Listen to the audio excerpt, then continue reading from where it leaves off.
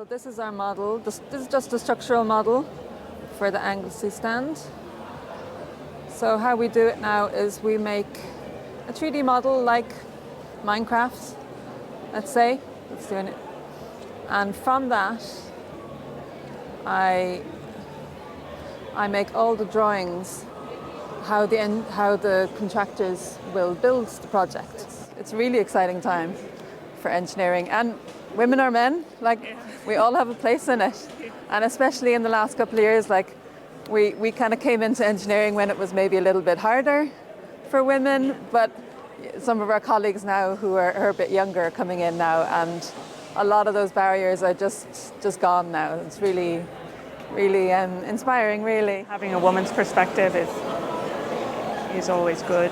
There's a route to do everything, so whether it's a certificate course and onto a diploma or straight to university, there's opportunities everywhere in engineering for women.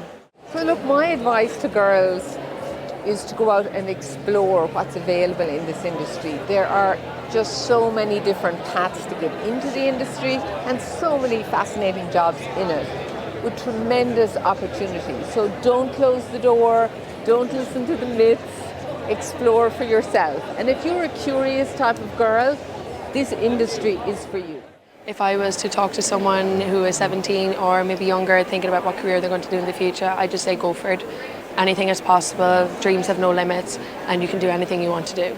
I have an open idea about doing STEM, and my favourite topic today was how much they're woman empowering every woman, and that girls have a better shot at everything now as well. So there's more facilities and there's more opportunities for women today in STEM. Speakers inspired me completely. I feel like now, I'm thinking about other jobs instead of the one that I wanted to originally, and I think it's a great event. When you think about it, there's a lot of mixed messaging for girls at the moment in terms of a certain pullback on conversations around equity and diversity. And what we're trying to show here is the young women who went before them and who are now changing the world through STEM. So we have leaders in technology, leaders across the science companies, and we're really showcasing what they have managed to do on their journeys and how young girls who are here today can also be a part of that.